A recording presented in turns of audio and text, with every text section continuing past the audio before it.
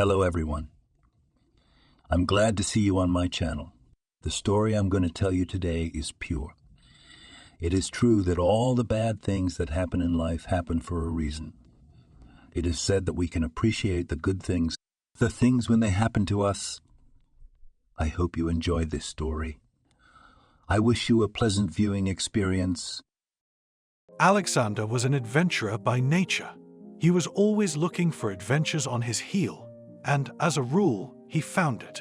At least, that was the case in the last years of his life. But now, when all his dreams had crumbled to dust, all he wanted was peace, to escape, to leave, to dissolve, and he had to do it in proud solitude.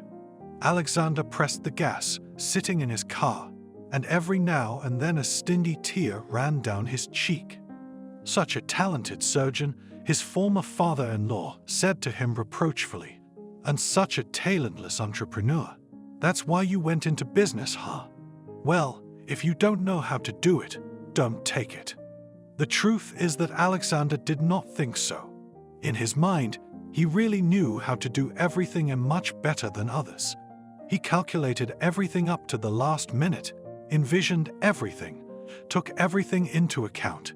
He ordered a brand book, did the planning, auditing, and generally did everything to avoid mistakes, calculated the potential profit, laid out funds for unforeseen expenses, and it still burned so bad you could see the smoke billowing from New York City.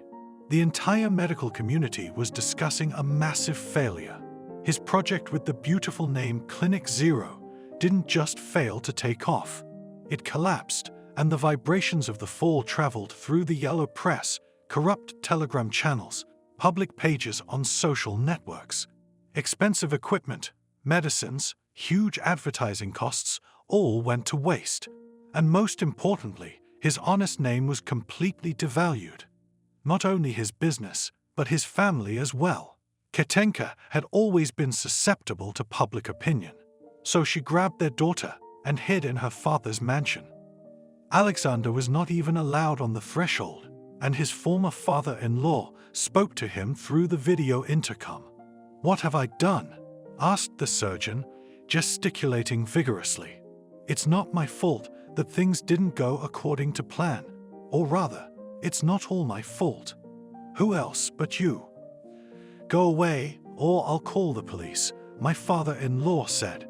"And you know I have good connections there." "Bankruptcy is not the end of the world," continued the surgeon. "I can do anything. My family will not starve." "Get out," the voice was adamant. "Get Catherine," Alexander demanded. "Let her tell me everything herself. Do you really think my daughter wants to talk to a washed-up man like you?" The man scoffed.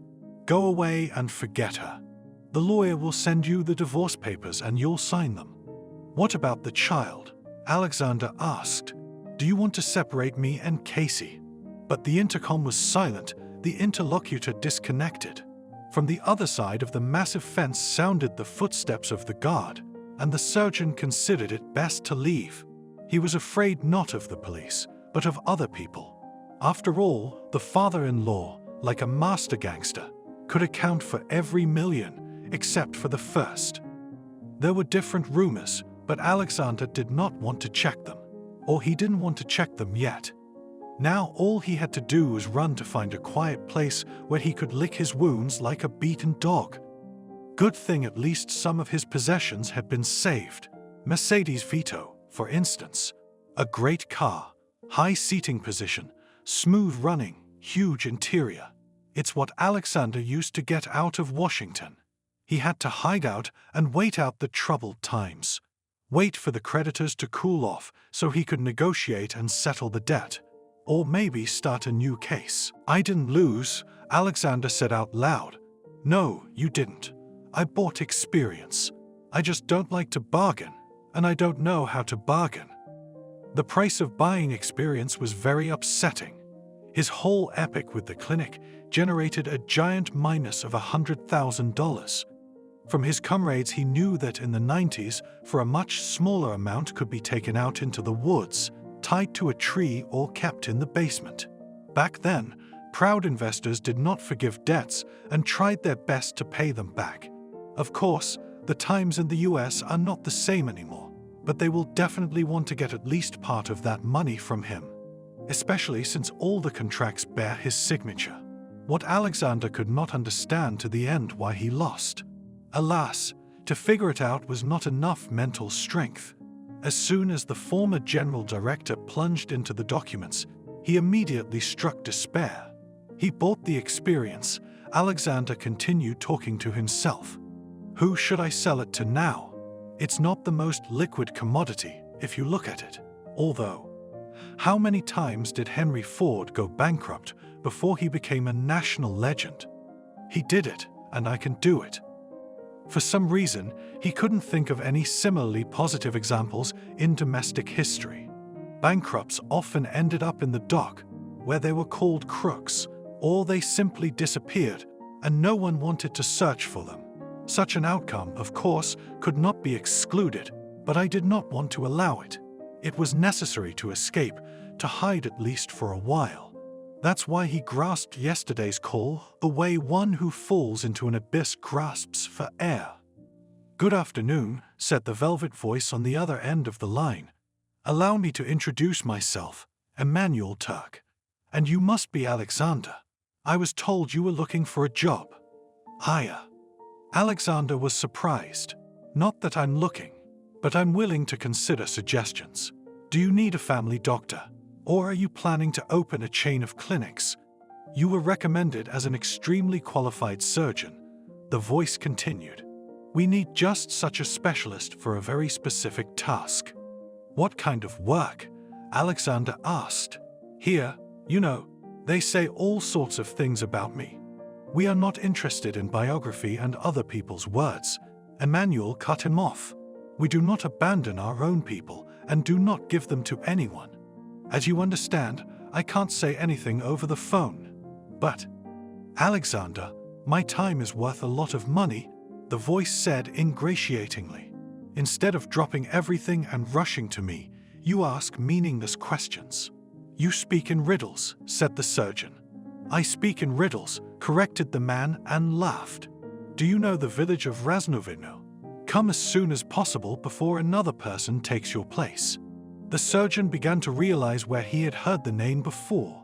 I think he had seen a big investigation that some millionaire had bought a huge plot of land in the neighborhood, restored an old manor house, and was now building a kind of commune there.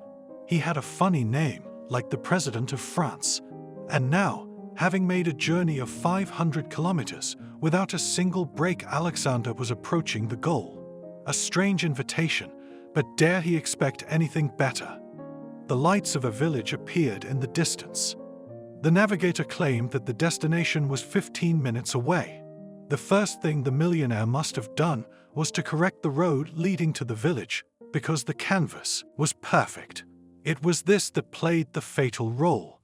At the very entrance to the village, near the sign with the name Raznovidno, the surgeon did not slow down.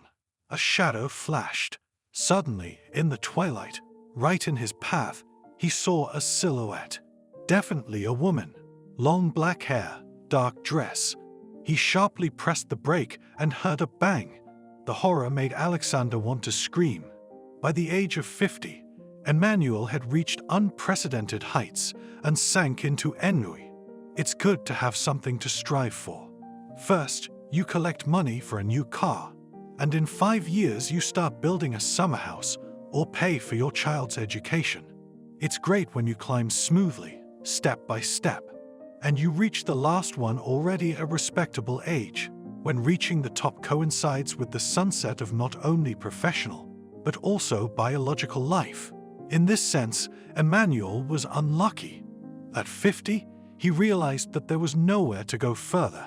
Having made huge capitals in banking, he profitably distributed them in a variety of directions. Whatever he took on, everything turned into silver, if not gold. He made a fortune in cryptocurrencies. Emmanuel believed in their potential when his colleagues laughed at digital.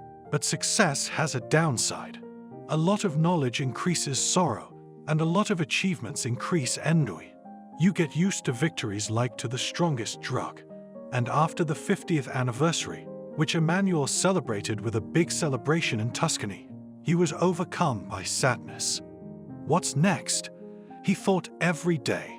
The millionaire had fulfilled every wish he could, not only his own, but also those of his wife, children, close relatives, and friends. The question of what to do next became more and more acute. Then he remembered the dilapidated farmstead he had seen in the village of Raznovidnoy 5 years ago. He had been brought there by his failed business partners, who wanted to build a factory near the dying village.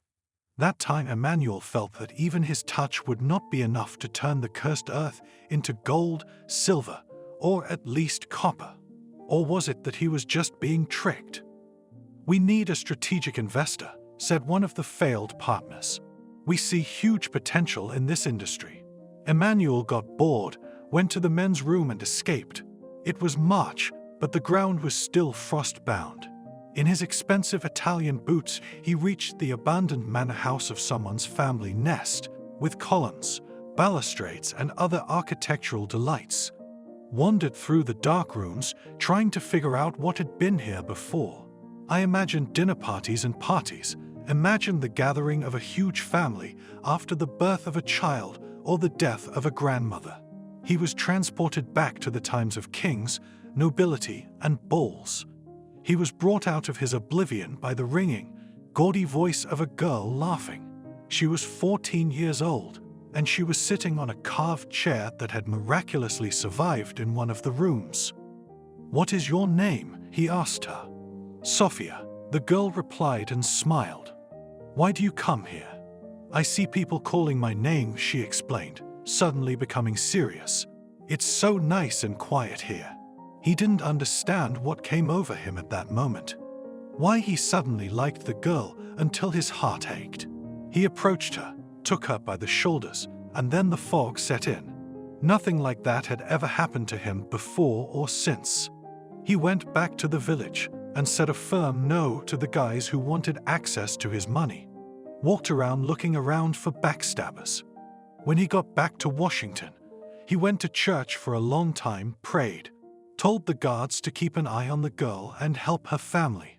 And when he found out Sophia's mom and dad were impenetrable alcoholics, he took the kid in. But she had a peculiar temperament. She now and then ran away to return to her native village. "Sophia," he said to the girl when she was found again, "you're upsetting me." "I want to go home," she replied. "I'm an adult. I can go wherever I want." "You should have come with me to celebrate my 50th birthday," the millionaire said. "We had a wonderful time." "Your heart is empty," Sophia said sternly.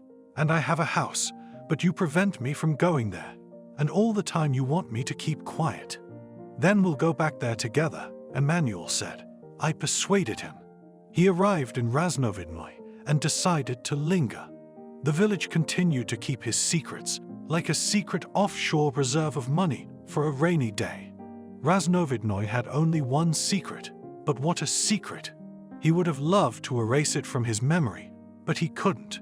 He bought and reconstructed the manor. 100 workers worked day and night. He built a beautiful and smooth road, as if for an exhibition. But it wasn't enough. How was Sophia? Emmanuel asked the head of the security service on duty. "No change," he replied. "Escape to her kennel." "We're on it, boss." Every time Emmanuel asked himself, had anyone found out his secret? And he hoped not, or his whole beautiful life, his wonderful picture, would fall apart. He made Sophia a luxurious room with its own bathroom, beautifully painted walls, and a 4-poster bed. But she kept running away to her parents' house, a dilapidated hut, and wouldn't even let her tidy it up. And the banker went about his favorite business of recruiting people. One could not hurry anywhere, because he did not set any deadlines for his project. A surgeon, Alexander is just one man among dozens of others. He needs doctors, not philosophers. He doesn't need advice or encouragement, and therein lies the greatest difficulty. He needs people who stand at the line themselves, lest they ferret out his secrets and make life even harder. The surgeon looked at himself in the rearview mirror. His face was white as paper. Who had he hit? After all, he had heard 1,000 times that at dusk, outside the city, you should be careful. That in small villages people don't realize the dangers of cars. How fast was he going? 60 kilometers at least. Slowly, as if wanting to delay the moment of meeting the inevitable, the doctor opened the door. He went out into the street. The fresh country air made him dizzy at once.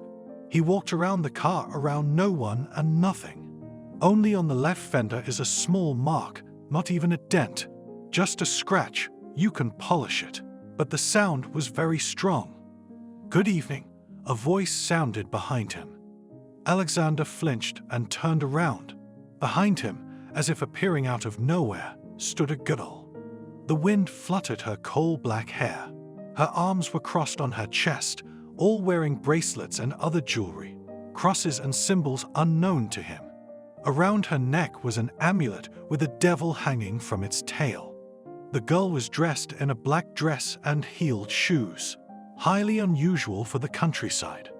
"Hello." The surgeon's mouth is dry. "I hit someone. I heard a sound." "Nonsense," said the girl in black. "There was no one here but me." "Tell me honestly, did I hit you?" Alexander continued. "Just now. You may have a fever, then you don't feel any pain. I'm a big specialist. I can examine you." "No," said the girl. "I only saw your car stop. I was sent to meet you. And there was no one else here. As for examining, I don't want to do that yet, but I won't rule out the possibility."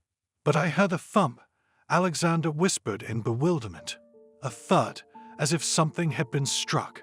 That's the mark it left." "You are wrong," the girl said firmly. "Can we go? I'm cold. I've been here for an hour." "Where to?" the surgeon asked. "To your benefactor," she said with incomprehensible contempt, and suddenly looked up. Shadows flickered in the night sky, looking a little like small birds. "Stoats," she whispered. "They won't calm down. They sense an intruder." Alexander shrugged his shoulders. He liked the situation less and less. They got into the car and drove forward. On the way, the surgeon wanted to stop and examine the girl. Suddenly, she did not realize what had happened. The stranger resembled a witch from a popular TV series. Now the surgeon was tormented by doubts. Is she really like that, or is she also playing a role? While the girl showed the way, Alexander furtively looked at her hands. No scratches. If she had fallen, bruises and abrasions could not be avoided. The surgeon was sweating from the fear he had experienced, his shirt sticking to his body. They drove on, past the old houses and barns. "Call me Mr. M," the Turk asked. "I like it better that way. That's how all my business associates and friends address me." "What am I talking about? If those people could build buildings like that, maybe they were remarkable in their own way. There were no polyurethane moldings, no 3D printers to print patterns on columns. I want to revitalize the family nest. I'm still optimistic about the future." A girl entered the living room carrying a tray. When she turned her back and bent down to place a cup of green tea and a dish of chocolates in front of Alexander, a red figure became visible through her white shirt. It looked like a tattoo or a birthmark. "It's from Belgium," the millionaire explained, pointing to the chocolate. "My favorite. I believe that if you can't resist temptation, you should sin with flavor." "What is my role?" Alexander asked, coughing with embarrassment. Perhaps if it weren't for his delicate financial situation, he would have gotten back into his Mercedes and driven away from the mansion. A large community, like Raznovidnoy will soon be, needs its own dispensary. Mr. M shrugged. "I hear you're in distress. You've lost your job. My terms are you stay here, create a dispensary for the residents, get a tiny salary, and live happily ever after." "Actually, I am a doctor in demand," Alexander resented. "In Washington, I will be offered a substantial salary." "But you didn't listen," Mr. M stretched out. a tiny salary into an account, and the rest in an envelope. In person from me. To hide his embarrassment, Alexander took a piece of Belgian candy in his hand and took a bite. He did not like sweets, but the taste of this treat caused a wave of emotions in him. Definitely, this millionaire knows how to live. "There is a question," said the surgeon, sipping from his mug. "Who will be treated in the outpatient clinic? You and your family." The millionaire laughed. In his eyes suddenly appeared a light, as if he wanted to tell Alexander something funny and disgusting at the same time.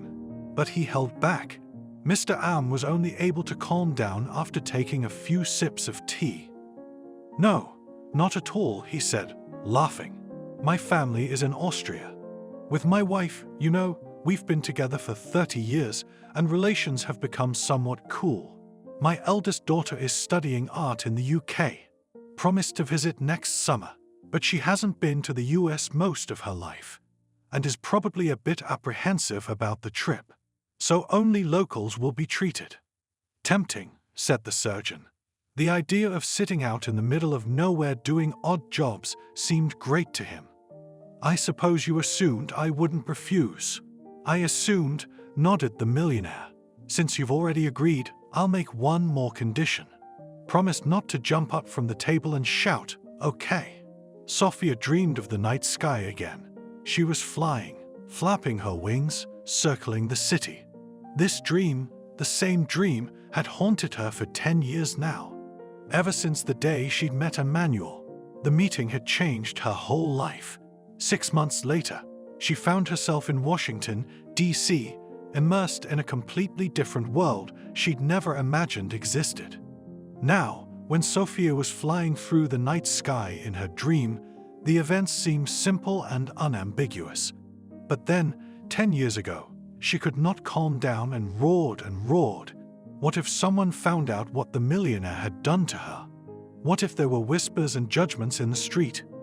There were lights downstairs, over every house, over every street. All these were secrets, and she, flying over the city, could peer into the windows and gather them. Sophia saw everything: treason, betrayal, theft, and jealousy. Everyone has a whole collection of secrets.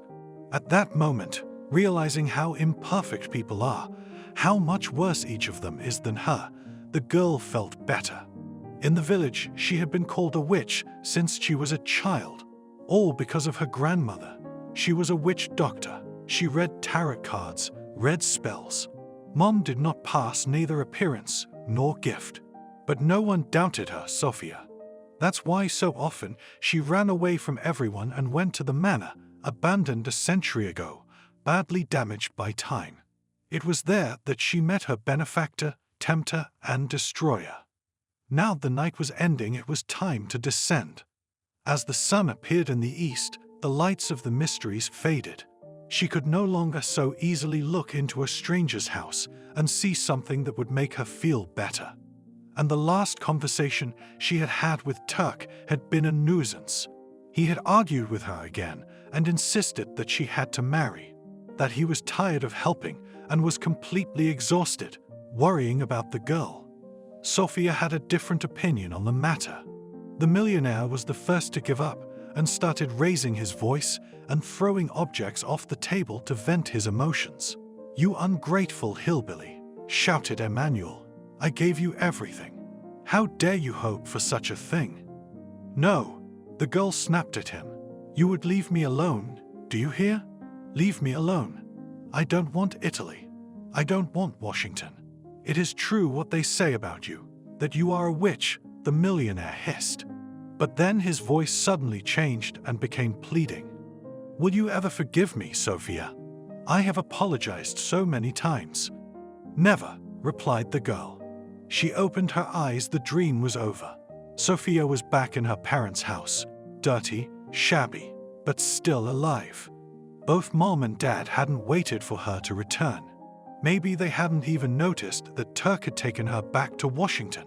The bright sun shone through the window, which she disliked so much, but the mood was still wonderful. She thought about what she would do to Emmanuel's new guest, visualizing in her head. And her ideas made a voluptuous smile appear on her pretty face. Last night seemed like a dream. Waking up on the small bed, Alexander was reconstructing the events in his memory. The burn hurt. It was necessary to find ointment to heal faster. He also had a feeling of farce. It was as if he was caught in a huge prank, and at the end the cameraman with a sharp-tongued presenter was sure to jump out. He was roused from his slumber by a phone call. It was the landlady. There's something feudal about renting an apartment. Once you rent a corner, you have a landlord who can react painfully to sudden departures, and to whom you pay a monthly rent just by living on his concrete land. Alexander, the voice on the phone belongs to Leslie, an elderly tenant from Washington. Alexander, I don't understand. Where are you? I left, answered the surgeon, yawning. I went on a business trip. On a long trip. For more than 3 years he rented from her an excellent apartment in a good neighborhood. The beginning of the lease coincided with the start of his adventurous clinic. An ordinary doctor, even the head of a department, could hardly afford a 3-bedroom with a view of old Washington. But the director of a private clinic could. But you promised to pay me back, said the landlady, her voice losing its affability. And I believed it. You've been playing me for 3 months. Don't you realize that I'm losing my money? It's like a kindergarten. I'll pay you back, Alexander promised. I'll pay you back. Let's fix the amount within a year. I'll pay it off. I swear. And for the utility company? The landlady asked. You claimed that you don't allow late payments. I came to the MFC and I felt sick. My blood pressure was high. Because of you I had to part with a considerable amount of money. I will call you back, deceived the surgeon, dropped the call, and put the phone number of his mistress already blacklisted. This part of the past needs to be dealt with decisively and irrevocably. What can she do? He would go to court, get a judgment, and spend years trying to enforce it. He has nothing to fear. His debt to the tenant was ridiculous against the background of his problems. What happened yesterday? First, he almost ran over a girl who looked like a witch. She came out of nowhere, and he could clearly hear the impact. But nothing, the witch was unharmed. Then Alexander drank tea in the company of a millionaire who is in the top 10 of the American Forbes list. A little later, quite at night, he allowed Turk to brand himself on his back, just above the shoulder blade. Now the spot where he had been cauterized by his eccentric employer was sore, but he slept as soundly as a baby in his new position. I have my own rules, Mr. M explained, and accentuated that he does not deny choice. All my people have that seal. Consider it a little superstition if you like. It's how I believe I can help anyone who finds themselves in trouble. All right, Alexander replied, unbuttoning his shirt. Place your bets. The most curious thing was the fact that the millionaire personally heated the metal brand in the fireplace and cauterized the surgeon's skin himself. He did it quickly and accurately, one might even say professionally. And then he put a band-aid on the burns, all of which suggested that this was not the first time Mr. Am had performed the ritual. There was something intimate about the act that made Alexander feel a burning shame. But in his position, such a whim seemed a small price to pay for the opportunity to hide and escape from the angry tenant. Tomorrow morning, you will sign the papers, said the millionaire in parting. The lawyer will tell you how to protect the income from the claims of creditors. You talk about it so calmly, the surgeon shrugged. The burn site was aching. It would be a good idea to anesthetize it. I thought bankers hated insolvent debtors. Mr. M laughed again, as if Alexander had told a good joke. The millionaire looked at the surgeon warmly, as if he were teaching his son about fractions or wrong numbers. So you do not owe me, but my worst competitors, he explained. Not even you, but your enterprise. By the way, if you think of starting something like this from now on, hire a good operations director. Don't take this burden on yourself. I noticed a long time ago that doctors don't understand business processes very well. I don't think so, Alexander said. This experience has been enough for me for a lifetime. Never say never. We'll put you up here in the mansion for now. Helga will see you off, said the millionaire, yawning. I should be resting now. Otherwise I won't be able to go jogging tomorrow morning.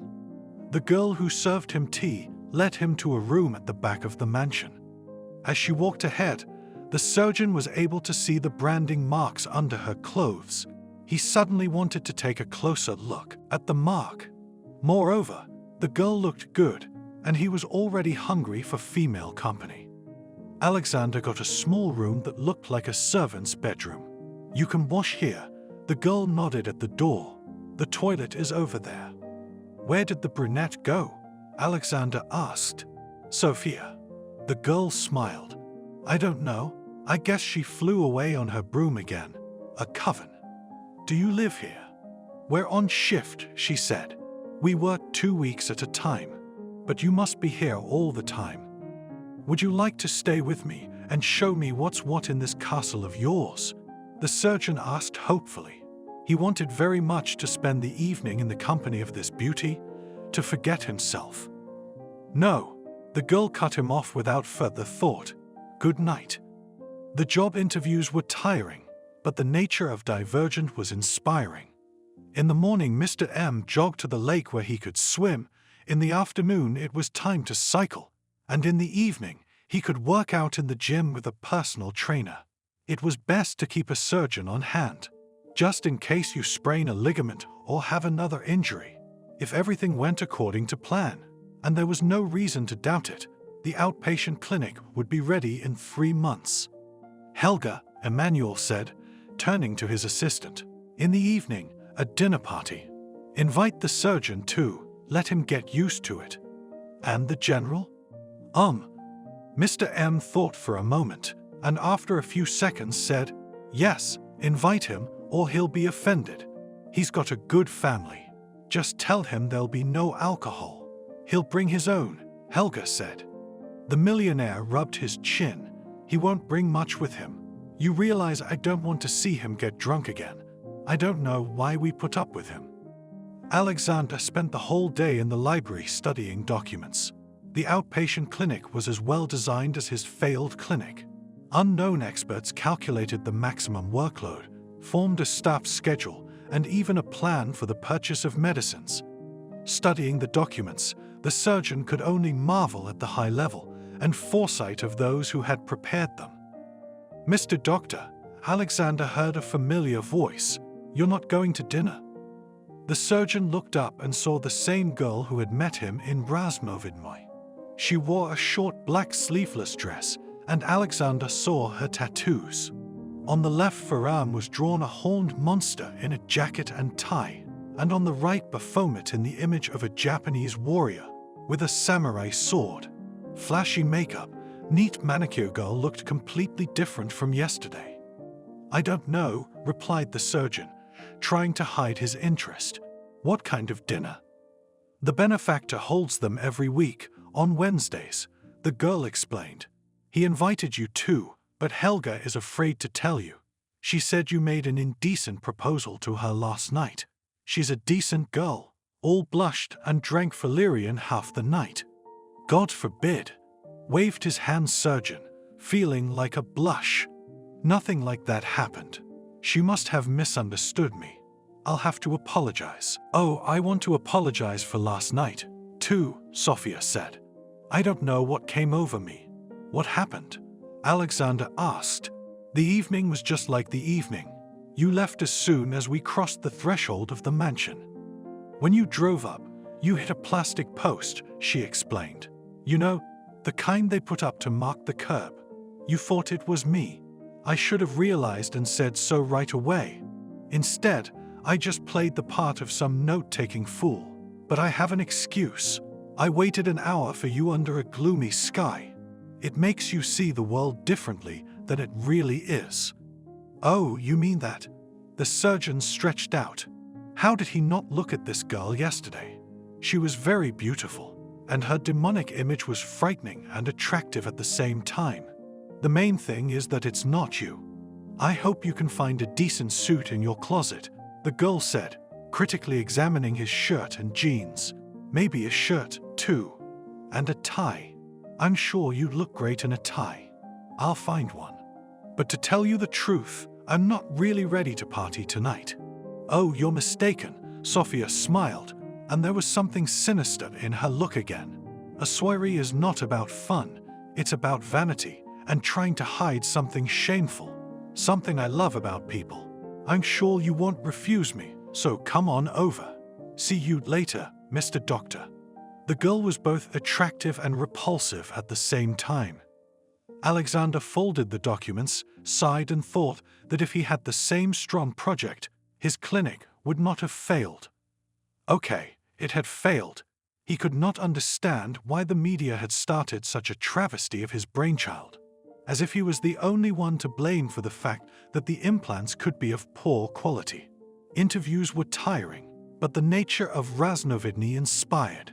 In the mornings, Mr. M jogged to the lake where he could swim. In the afternoon, it was time to bike, and in the evening, he could work out in the gym with a personal trainer.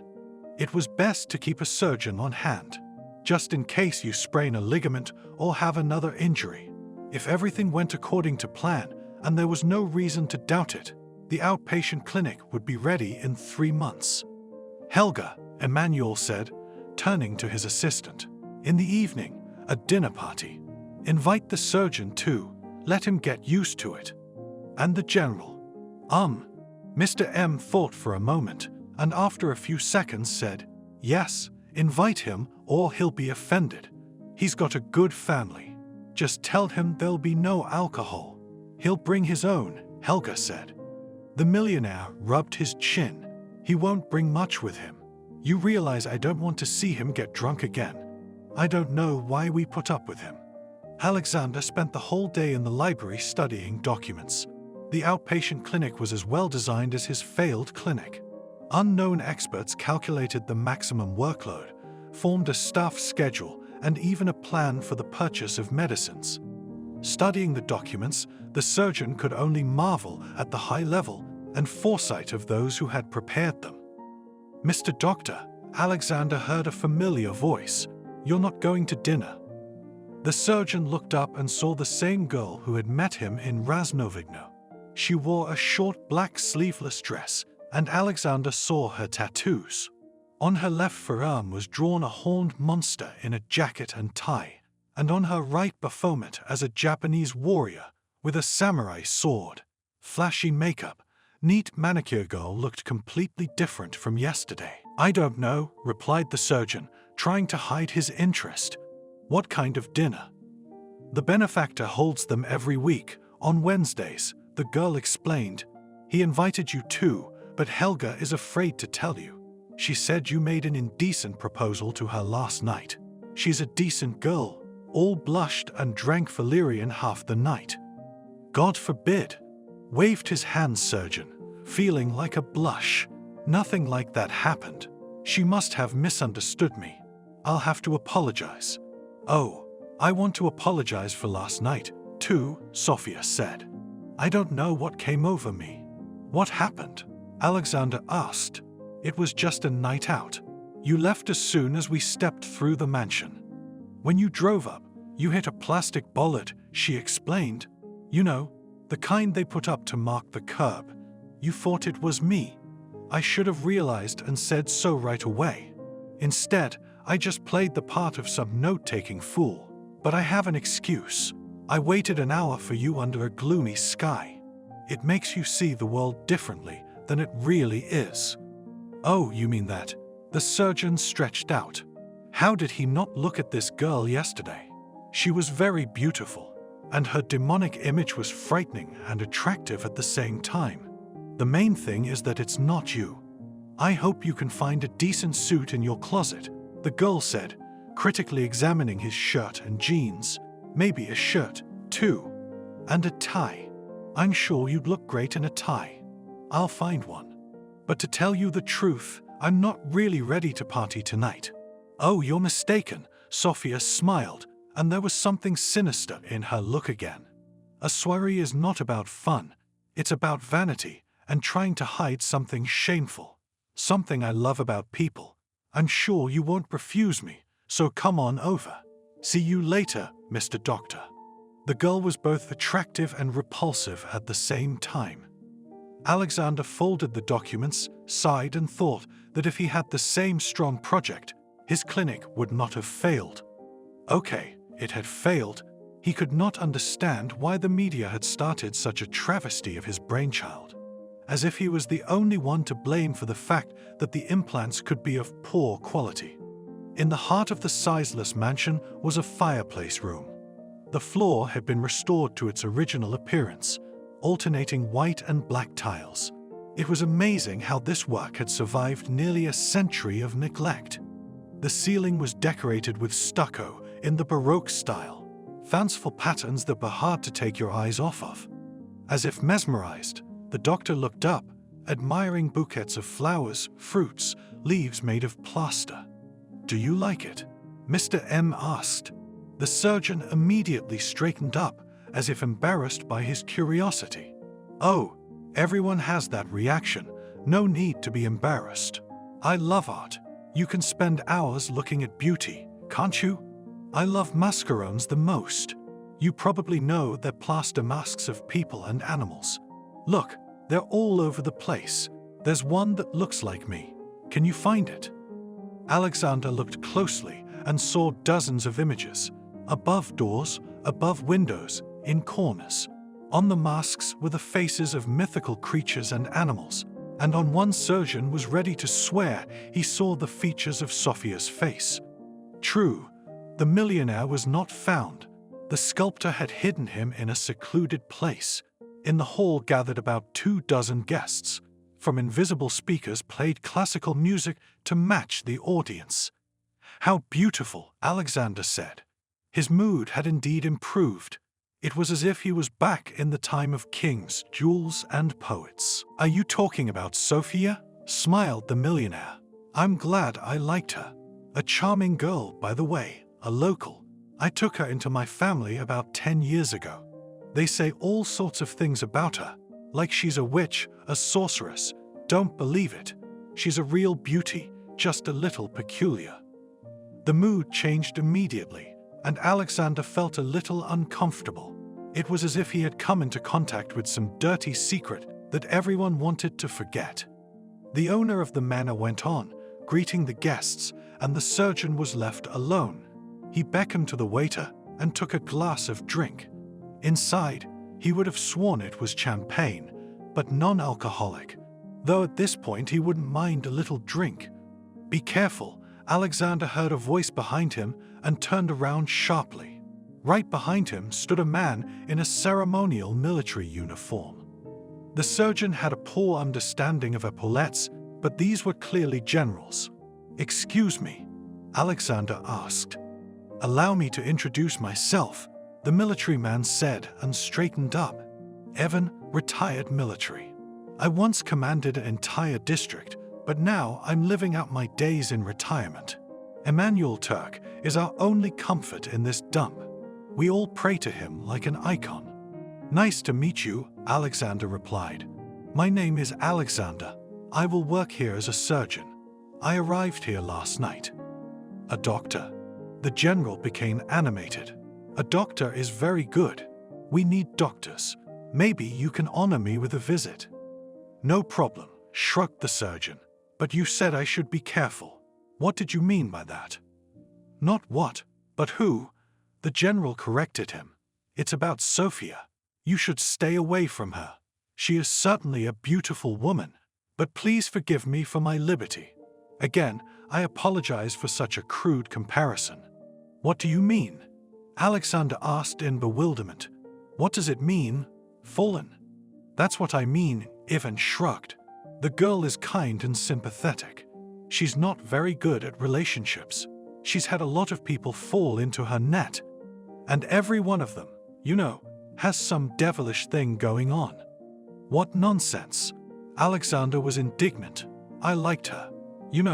She has a soul and personality." "Exactly," said the general. "That's exactly what I said, fallen. I apologize. Do I dare expect our conversation to remain confidential?" Of course. Thank you. The honor is mine. He nodded, clicked his heels, and stepped aside. Sophia herself arrived much later, when the hot dishes were being served. The guests didn't exactly shy away from her, but avoided her. She walked right up to Alexander and took him under her arm. "I want coffee," the girl said with a smile. "What do you think?" "I think it's a little late for coffee," Alexander shrugged. "If only with milk and not strong." "It sounds delicious," Sophia replied and licked the corner of her lip. "I'll drink you down." "What?" I said. "I'll drink you down," the girl shrugged. The hallmark of the best staff is discreetness. You don't see the waiter until you need his services, and then he appears as if from nowhere. And now, as they approached the drinks table, a man in a white shirt appeared beside them. The obliging bartender made them 2 cups and set them on the table. That night, the witch behaved differently from the night before. She joked with him, discussed life in the capital and in the village, and asked him about his family. "How did you decide?" she wondered. "I don't know if I could have abandoned my child, but I did not," with heat exclaimed the surgeon. "I'm just not allowed to see her. It's just a matter of time.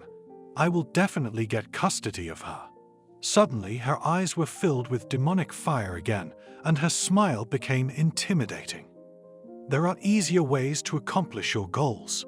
I could teach, if you are talented." As Alexander thought about what to say to this bold suggestion, Helga approached him. Sophia gave her a piercing look that sent shivers down her spine. Emmanuel's assistant whispered in her ear as if the girls were competing to see who could make the surgeon more anxious. "Mr. M is asking to come up." The host of the evening was literally blooming in glory. He wore a tailcoat, but of a very bold cut. His shirt was a democratic blue color, and his bounty was stylized under the flag of the European Union. When he saw the doctor, he smiled broadly. "Having a good time, aren't you? In the company of wonderful girls." "Not bad," agreed the doctor. "But you didn't tell me about these soirees. Are you nervous?" The millionaire was surprised. "You look a little pale." "I just haven't come to my senses yet. You remember that in my position it is better to keep out of the public eye." "Come on, old chap." Mr. M clapped him on the shoulder, made a gesture with his hand, and the music died down. "Dear friends," he said loudly, "let's welcome another member of our friendly team. This is Alexander, a talented surgeon. He has the most difficult task, which he will cope with, of course. We'll help him get rid of his fears and doubts, won't we?" There was a round of applause, and the doctor was really embarrassed by the attention. Some men came up to shake his hand, and the ladies gave him smiles. Suddenly he saw the old general who had suggested he beware of the witch walk out the door. And not alone. After 11 p.m. the guests began to disperse. Mr. M had disappeared, but his assistant was able to relax. She sat on a satin chair and ate her cake with a small spoon. She was nibbling a little bit at a time as if she wanted to stretch the pleasure. "Helga," said the surgeon, "I wanted to apologize for yesterday." "What was yesterday?" she wondered, wiping her lips with her handkerchief.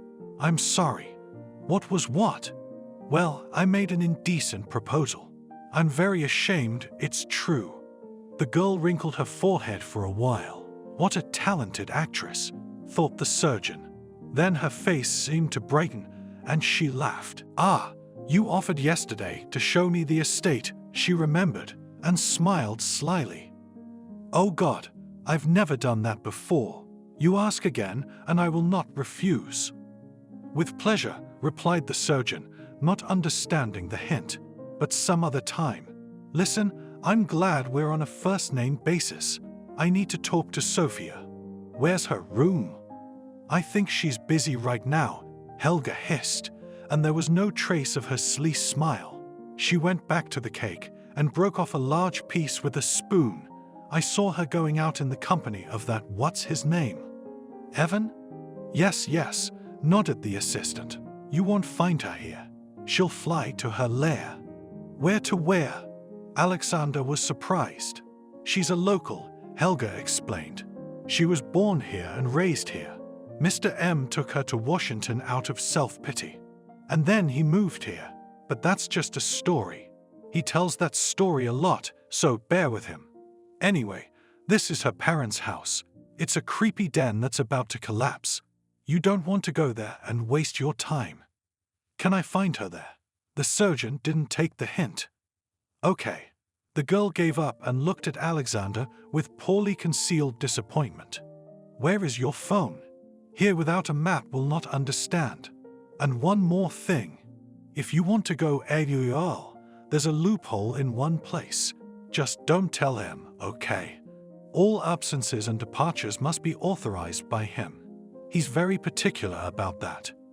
Alexander ran into his room and threw off his jacket. He needed to change and find Sophia urgently. The coffee had a different effect than he was used to.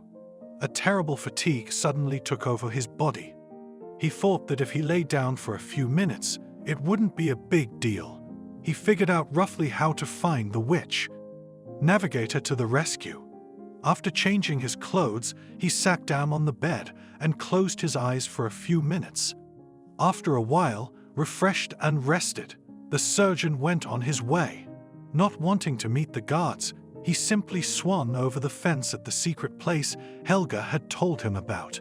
The air was more invigorating than coffee. The June night was warm. Alexander wandered past the houses and thought about the fate of the villain. Yesterday, he was suffering in Washington, surrounded by a pack of angry creditors. Today, he was attending a dinner party. He quickly found the cabin Helga had told him about. He went to the window, peered in and saw a faint light. He knocked on the door and it opened. The whole hut consisted of a small corridor and a room. The windows were shuttered and the room was dark. The girl had changed her clothes, too. Now she really resembled a witch. She wore a burgundy dress, a low-cut hoodie, and her chest was adorned with a huge red stone on a chain. She had changed her hair, too, and now her black eyes looked at him from behind her bangs. Alexander looked at the girl and felt fear again, as if he were a rabbit on a rendezvous with a boa constrictor. "Hello again," Sophia said in a low voice. "I hate bright lights. I love strong coffee. Would you have some?" The surgeon nodded. The girl lit the scented candles and also the flame under the flask. In it, the girl brewed coffee, and when bubbles appeared on the liquid, she threw some herbs. He sat down on some kind of cushion right on the floor. He took the mug with the hot drink in his hands. It tasted unusual. "You're worried," the witch said. "You're nervous. What's wrong?" "I'm here, and my family's in Washington." The surgeon shrugged. "I miss my daughter very much, and my wife, of course." "Tell me," the witch demanded. "Tell me about her."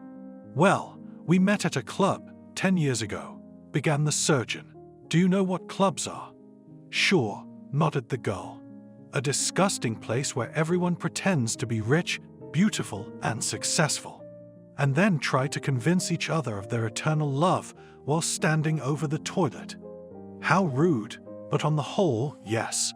Kitenka looked down on me, Alexander continued. "I had just graduated from medical university. I had an internship. I remember I couldn't even buy her a daiquiri at that club. "Let's have a beer," I said. She agreed, so we became friends. Her last name didn't ring a bell. Stone. Stone and Stone. And then I found out what kind of girl she was, and believe it or not, I decided I had to have her. I made it happen. "What went wrong?" the witch asked haughtily, sipping her coffee.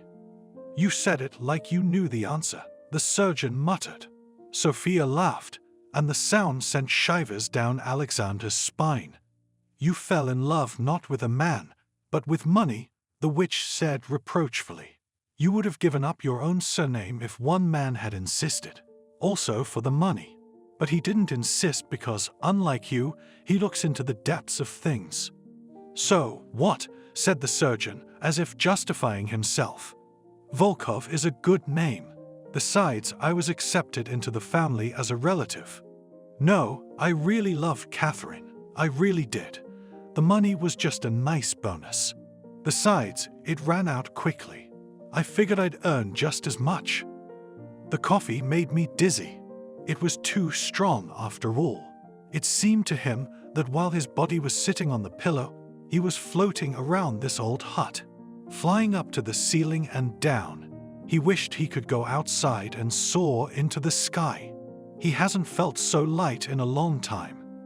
There's a way to get it all back, the witch said. If not everything, at least some of it. Come here. Apologize. The surgeon asked defiantly. I tried. My father-in-law wouldn't even let me in. You can ask for help, the girl said vaguely, looking at the flames in the fireplace. By the fire. Fire is my favorite element. Will it help? Alexander asked mockingly. Wouldn't it be better to call some spirits right away? You just don't believe, Sophia said, but you should. What do you want? How much? Alexander thought about it. To see Casey, of course. Take her to the movies. Take her for a walk. Do homework together.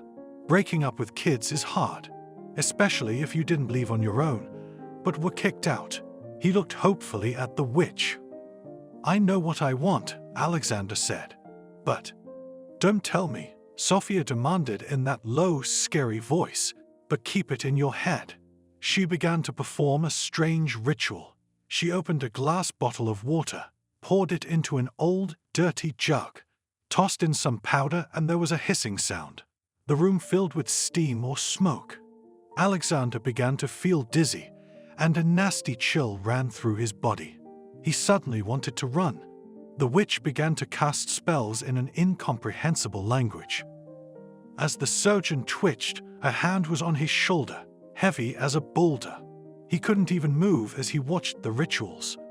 And then the witch sat on top of him, lifting his dress, and continued reciting her spells, similar to prayers or mantras, but now right in his face. Keep it in your head, she shouted in a terrible voice, and the surgeon's hair went up in a puff. The smoke cleared.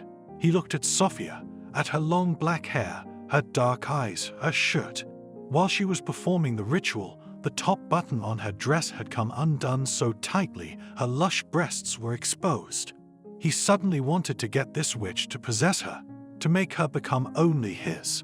She noticed the look, put her heavy hand on the back of Alexander's head, pulled the surgeon to herself, and kissed him hotly. Together, they fell first onto the pillows, and then rolled onto the bare floor, merging together. And in a moment, when they became one, Alexander suddenly felt himself filled with power. He could defeat his father-in-law, his creditors, and even the naughty rock. Exhausted, he pulled Sophia away from him and smiled broadly. Only now he heard that his phone was ringing. Answer it, the witch commanded. The fog dissipated. The phone was indeed ringing on the windowsill, where he had placed it before resting for a couple minutes. It was already 9 in the morning. How time flies. It's only a dream, thought the surgeon, waking up in a sweat. He was lying in his room. The dense curtains blocked the light, so the sun did not wake him up. He had the strength to change his clothes, but not to go looking for the witch. He didn't even know if he liked the vision or not.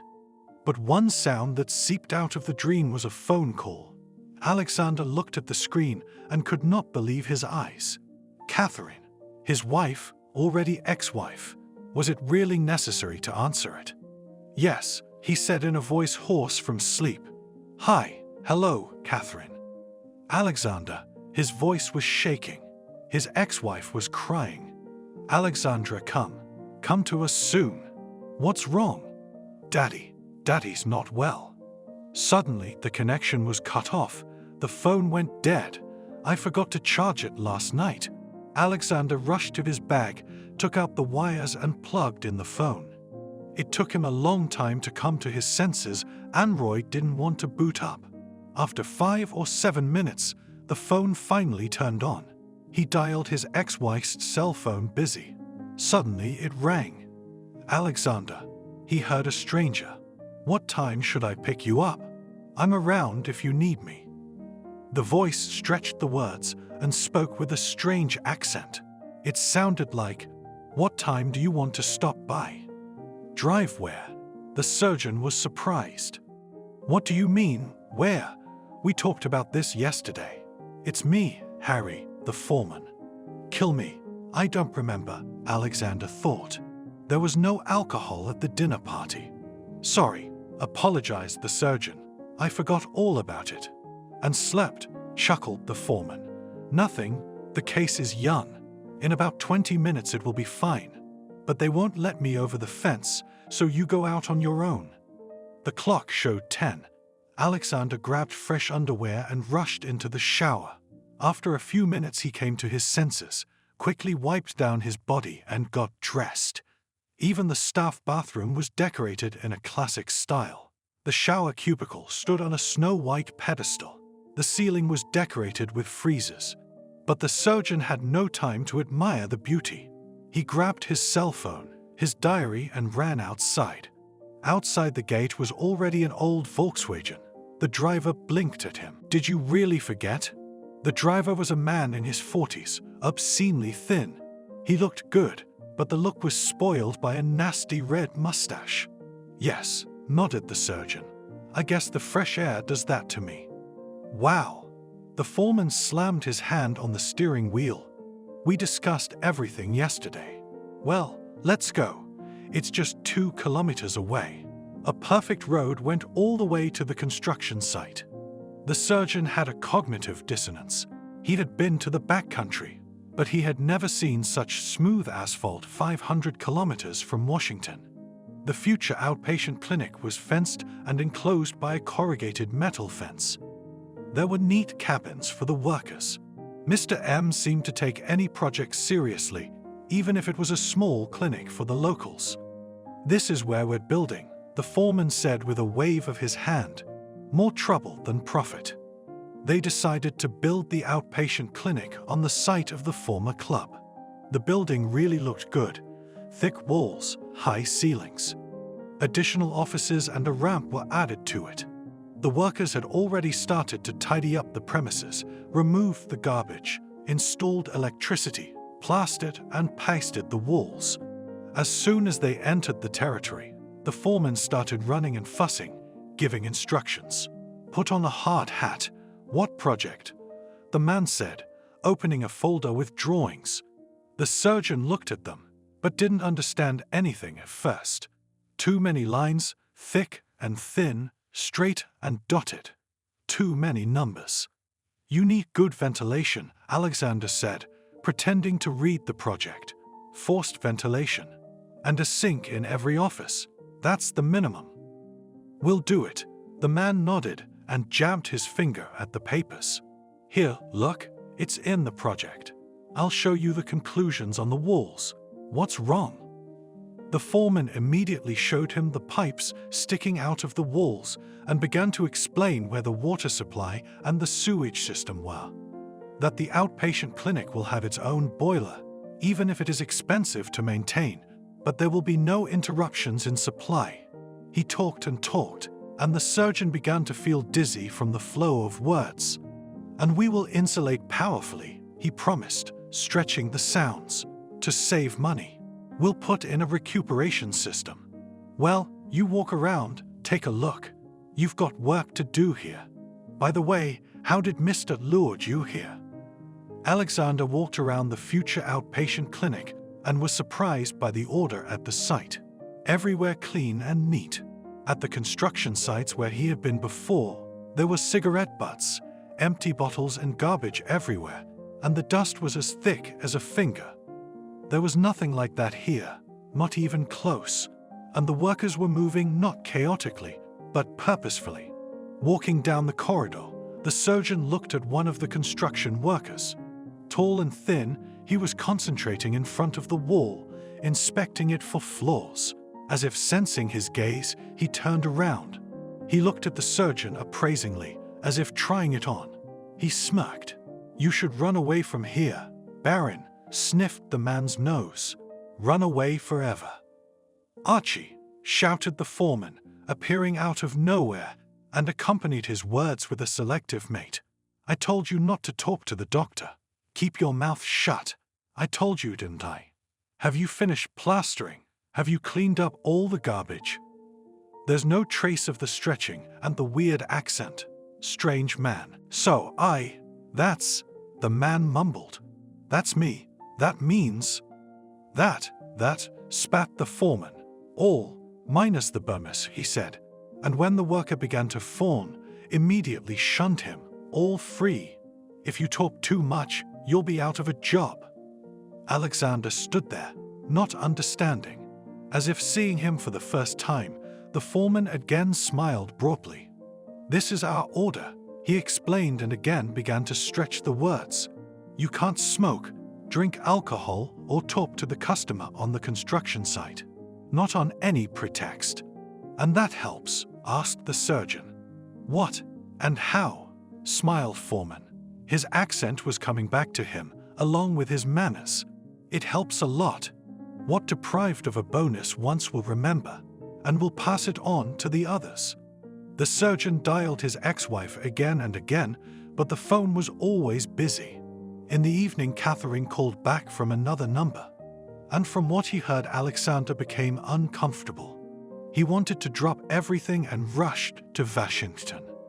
The surgeon went to the mansion on foot and was ready to swear that yesterday he also walked in the village, only at night. He had deliberately deviated from his route to find the witch's hut. But now the houses seemed unfamiliar. Of course, he was dreaming, and his wife's call was a coincidence. She was crying again, begging him to come. She said she was scared, that her father woke up in the morning and couldn't raise his hand to say his name. And then he lost consciousness and has been in a coma for 24 hours. At this point, the surgeon thought gloatingly that he had long ago suggested that he examine his blood vessels, and if necessary, to be treated. What did he say?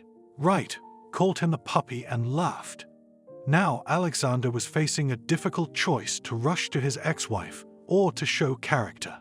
The father-in-law is still in the hands of professionals, and they hardly need additional advice. With his money, he hardly felt the need to look for specialists. Unless, of course, he was conscious. Alexander was angry, recalling their conversation at the very beginning of his epic with the clinic. Then the surgeon had asked for money to start the project. No, his father-in-law had cut him off. I won't. I already gave you my daughter, and you do not give enough. Don't even ask, okay? And he didn't even apologize, didn't even try to sweeten the pill for the sake of decency. Unbearable man. But why? Alexander was surprised then. I'm a great specialist. I have a great idea. It will go off. All of Washington will be queuing up. Remember, Washington hates queues. If anything's gonna go off, it's gonna go off right in your face. You know why? My father-in-law asked me haughtily. Because you want to make the world a better place. You can't make money that way. Why don't you sell silicone breasts or lip plumping? Or, if you don't want money, just say so, the surgeon said. Don't you get it? My father-in-law laughed. It's not the money that you're sorry for. Well, and money too, a little bit. Now gloating overflowed the surgeon's soul. If he hadn't run away from Washington so quickly, he could now operate on his father-in-law. Under the right circumstances. After all, it was his profile. He could do it cleanly, well, neatly. Give him treatment, and he could have a normal life again. Not right away, but in 6 months to a year. And learn to walk and talk again. Good day. He was brought out of his oblivion by the voice of the guard. The surgeon returned to the mansion. Already back? Yes, muttered Alexander. How are you? Excuse me. Yesterday they had met, but he didn't remember the name. What had happened to him? A real fog, amnesia. But the guard took this memory lapse with understanding. My passport says Stephen, he said. But if someone calls me something else, I don't take offense. Like, permission to speak, or may I ask a question? Or even, hey, you, young man, Alexander said with a smile. Well, as they say, thank you and a kind word, though I'm not that young. The guard looked to be about 40 years old, no less. Despite the warm weather, he wore a shirt and jacket. The dress code of the guards must have been the same in different countries and cities. I'd like to see my benefactor, the surgeon asked. To the chief, Stephen asked, sure. Do you know where his office is? Emmanuel Turk occupied the second floor. There were also many frills and luxuries here. For example, plaster busts of monarchs stood inside the niches. Alexander recognized Stephen, Catherine. A few niches were empty. Mr. M was optimistic about the future. Appointment? The guard outside the office asked. He wasn't as friendly as Stephen. I don't think I'll be denied an audience. The guard pressed the video call button and muttered surgeon. There was silence for a few seconds. Then a beep sounded. The door opened and Alexander stepped inside.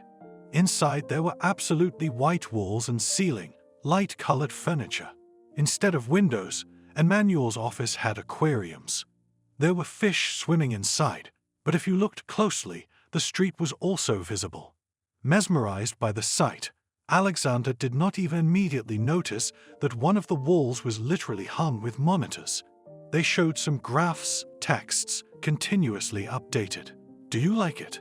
The millionaire was pleased with the impression the aquariums made. It was my idea. I call this office the White Absolute. The aquariums are also my idea. It's like you're at the bottom of the sea and there's an ocean outside. It's very distracting because I'm always working. Well, you see, he nodded towards the monitors. And there's fish. Beautiful and original, don't you think? Well, yes, nodded the surgeon and thought that the ancient truth is still true. If you don't praise yourself, no one will praise you. How are things progressing? Mr. M asked. Dare I hope that at the end of the summer our dispensary will open its doors? Yes, nodded the surgeon. I'll be monitoring the facility remotely. It's all on cameras. No, I want you to stand over the workers. The millionaire exclaimed and jumped up from his chair. You have to work there. You and your staff. All day long, maybe even nights. By the way, where did you spend last night? I didn't see you leave dinner. Did I say goodbye in a decent house? Where did you spend the night? Alexander asked automatically. I spent it here. By the way, there is one more thing. You could say it's personal. What happened? My ex-wife called. She says her father-in-law is dying. He seems to be having a massive stroke, which is my specialty. I'm sure he's being treated by the best doctors in Washington.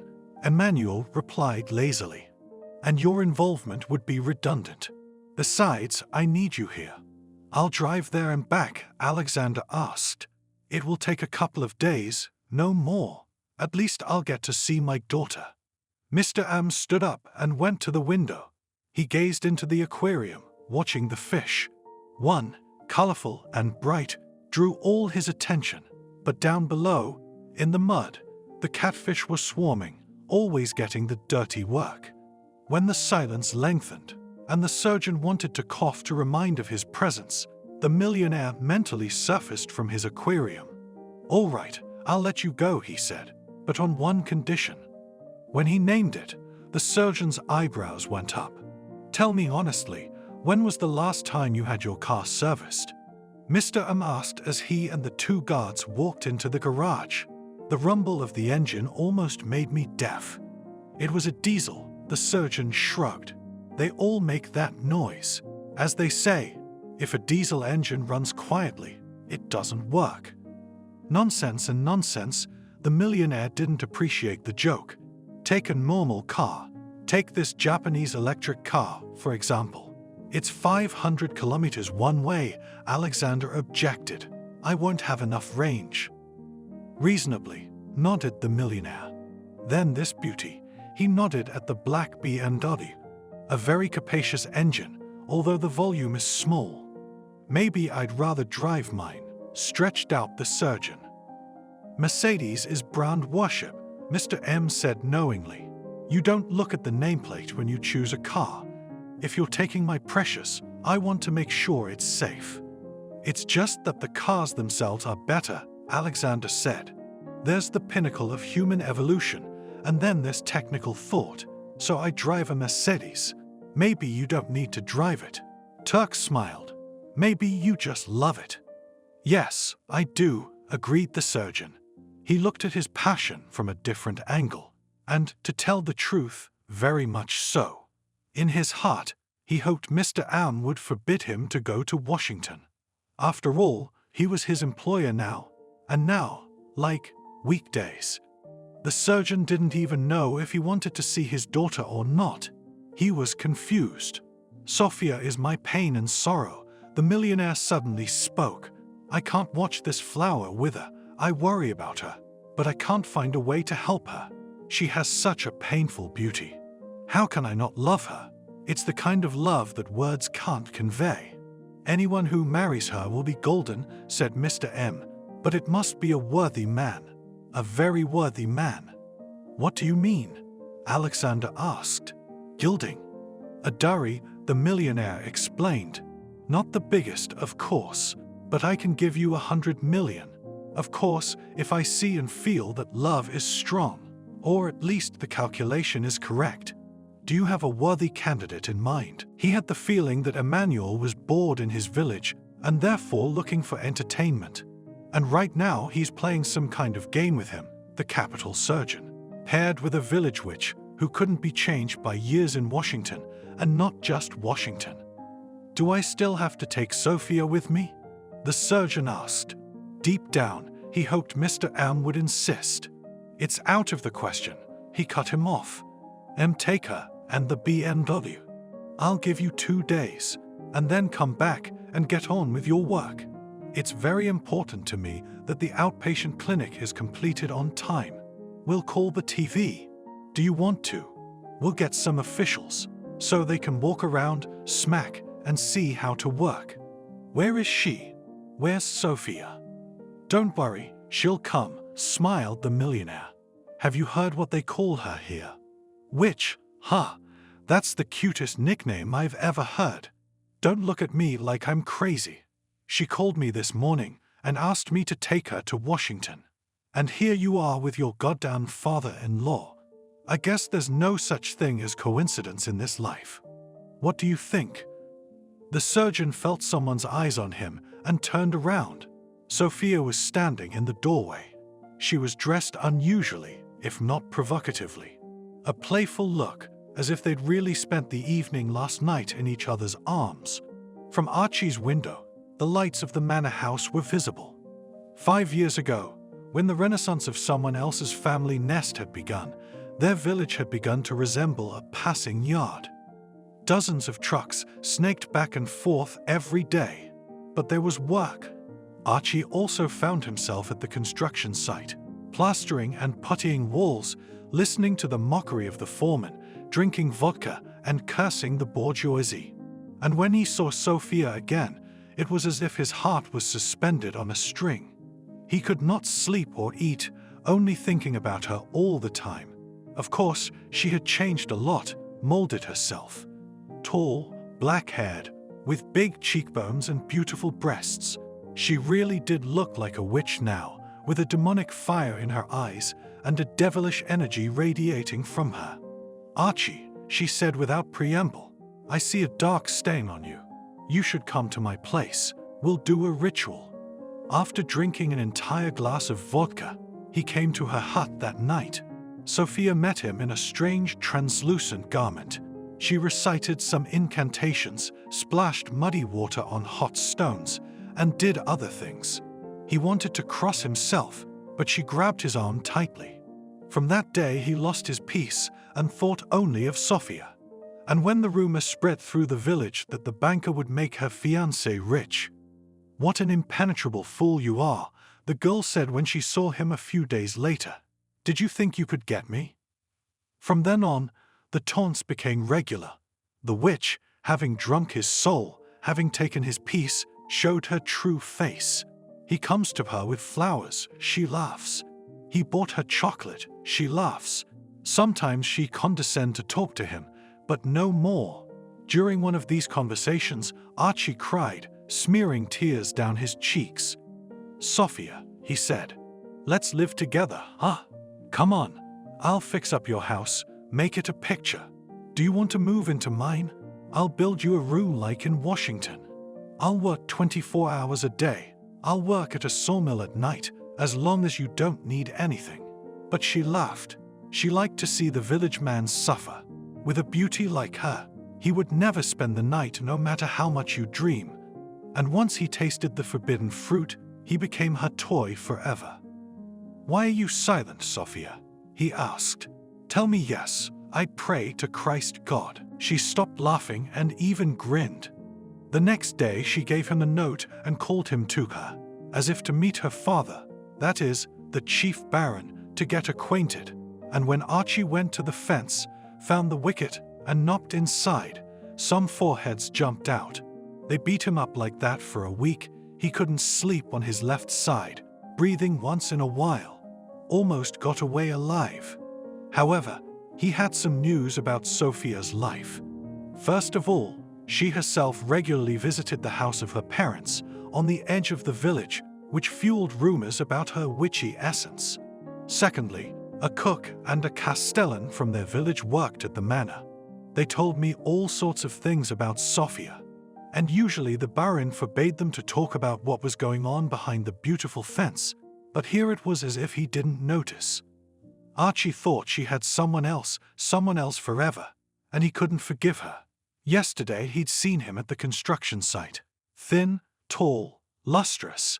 How could he, a simple man whose hands are more delicate than the handle of an axe, did not know anything, with such a pull? Tears ran down his cheeks from jealousy and heartache.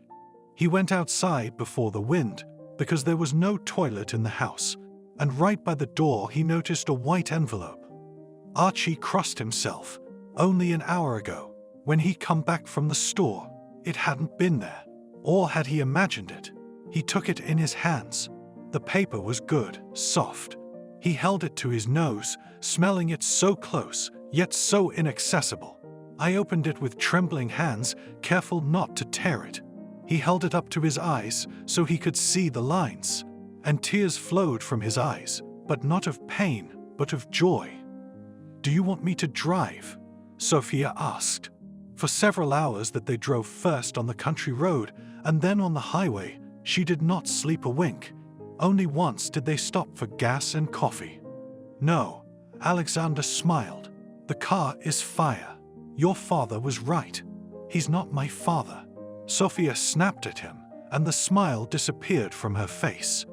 They drove on in silence. The surgeon parked the black BMW near his father-in-law's cottage. And what had he found in this tasteless house before? After Emmanuel's mansion, the building looked both sad and shabby. But the millionaire's car was really good. 500 kilometers flew by in one breath. His neck or back didn't even get stiff. He got out and took out his cell phone to call his ex-wife, but she appeared beside him. "You settled in quickly," Catherine said, looking at the pretty witch, that, as if wanting to bring the jealousy of the ex to the maximum, smiled wickedly, and at this moment was charming. "Catherine, come on," Alexander asked. "This is the daughter of my boss, or rather, not a daughter. In general, consider that this is my assistant." "I see," Catherine said, insulted. "In everything you help you, this daughter of the boss." The smile did not leave Sophia's face. She seemed to revel in the jealousy of her rival. The surgeon felt like a complete idiot and did not know how to calm the woman. How did he used to deal with her? She started right up, didn't she? "You'd think no one helps you," said the witch and winked. Kate's face immediately turned crimson. "Get out," she whispered. "Get out, both of you." "Catherine, what kindergarten?" said the surgeon. "I drove 500 kilometers. What about my father? Where is he lying? Let's go, I'll talk, I'll examine him." "No," she cut off. "Go away. It's too late. He never came to his senses. Do you understand?" "It's not a judgment," Alexander replied. "Tell us where he is and we'll go there." Come on. Right, your witch, I love another, whispered Catherine. What? Asked the surgeon, not believing his ears. Another? Mark shrugged his ex-wife. The real man is not you. Alexander felt dizzy, as if Catherine had slapped him. He physically felt his skin burning. Mark, his apprentice, his former companion. What did she see in him? 30 years old, yesterday's student. How long have they been together? I wonder, Alexander thought. Okay, we're leaving, said the surgeon, surprisingly calm. And what? Asked the ex-wife. You won't say anything else? Not even hit? Can I see my daughter? There is no her, giggled Catherine. No, your new girlfriend will give you another one. Or a son. Or the old one will take away, smiled Sophia. Took Alexander by the hand and took him to the car. She put him on the passenger seat and started the engine and sharply pressed the gas. Now it was clear to him. It's over. How could he live so many years with the illusion of love for this woman? Only now he realized how unpleasant Catherine was to him. Worse, indifferent, but only his daughter. How to see her? I drive normally, Sophia said, pulling out onto a busy road. You look, of course. Come on, tell me which nightclub to go to. We'll cheer you up. I don't want to go to a club, Alexander replied. Do you know Washington's well? Well, the girl shrugged her shoulders, but nobody cancelled Google and Magic Alice. What, witches also use the internet? Asked the surgeon. Yeah, Sophia replied. I have an idea. There's an attic. An attic? Well, yes, said the girl. It's called a cafe. You can sit there and smoke hookah. Hookah is bad for you, said the surgeon. It kills neurons in the brain. Let's go. His heart was racing. After his ex-wife's revelations, he felt heavy. They collapsed on soft cushions and took turns inhaling smoke mixed with the aromas of flowers and fruits.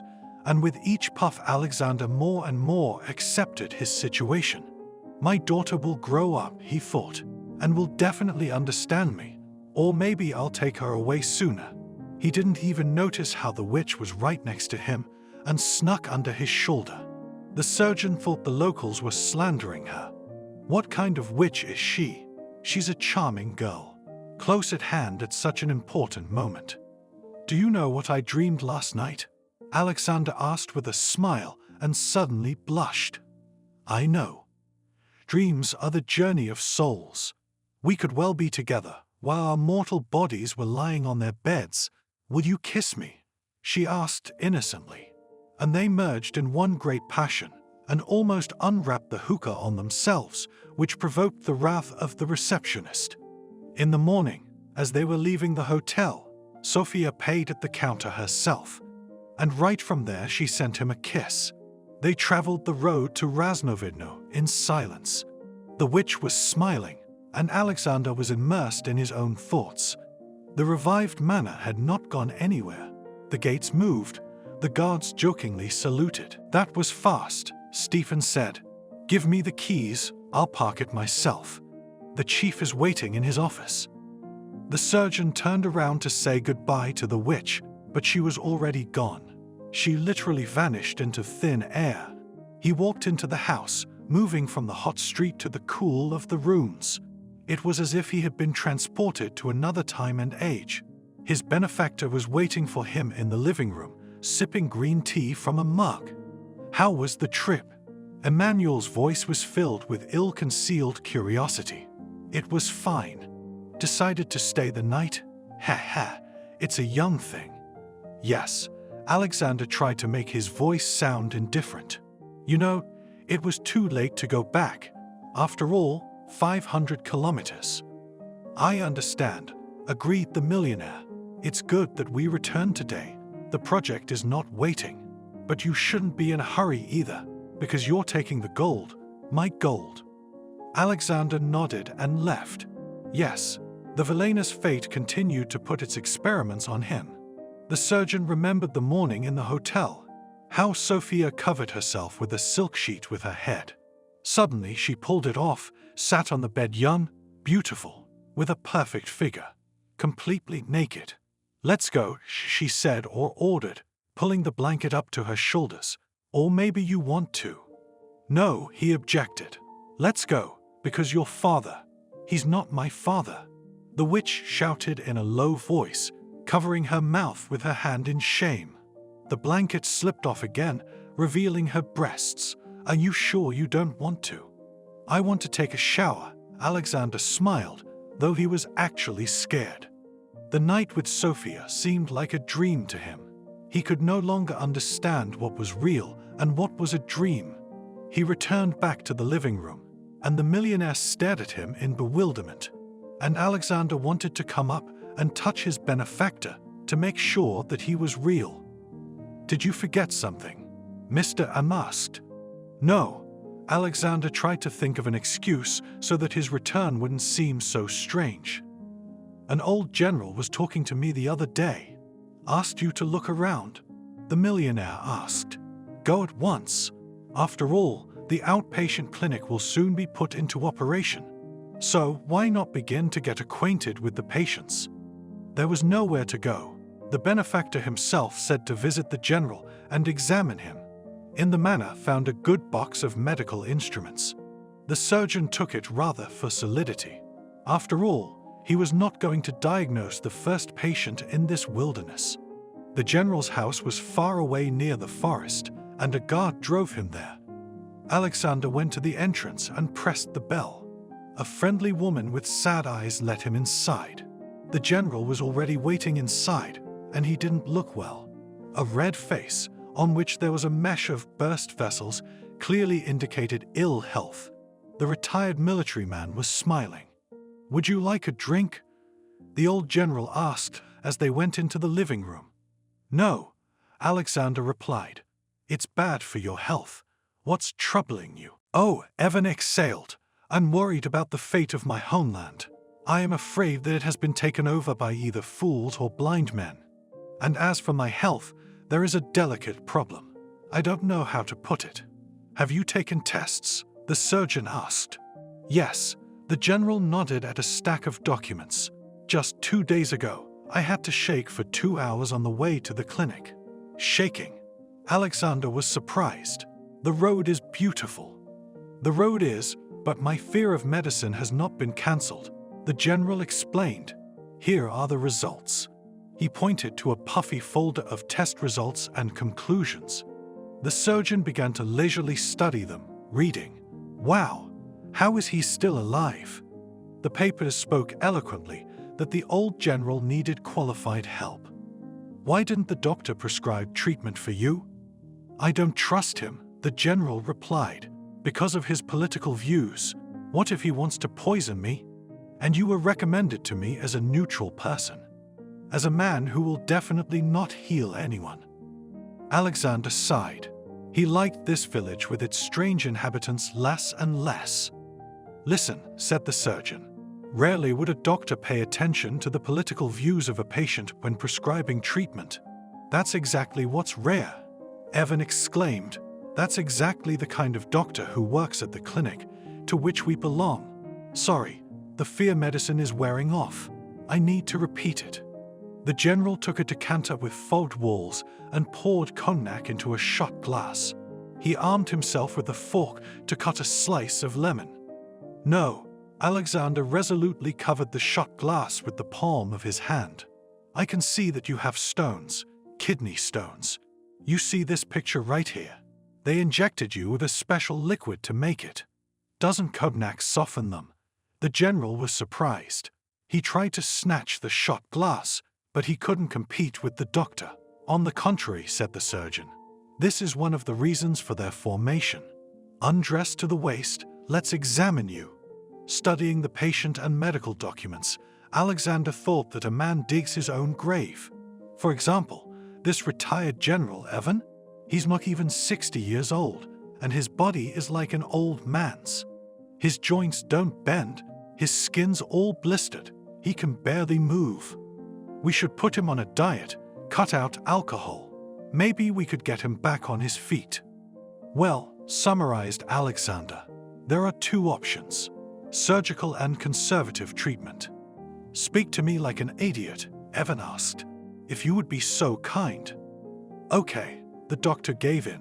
Or you stop eating meat in pots and drinking cognac in buckets, and then you can choose a diet, prescribe medications. Absolutely not, the general exclaimed. I'm going crazy in this wilderness. I was dismissed so unfairly and so soon. The girl covered her mouth with her hand as if she was about to say something unnecessary.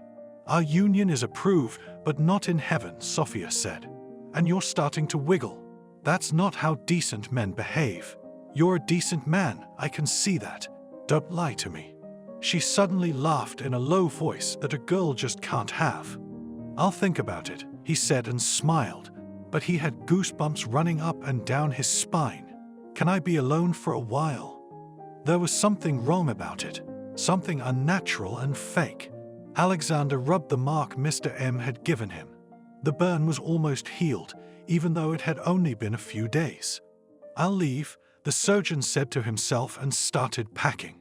After all, he hadn't signed any papers. This whole village, Divergent, is just collective insanity. Insanity.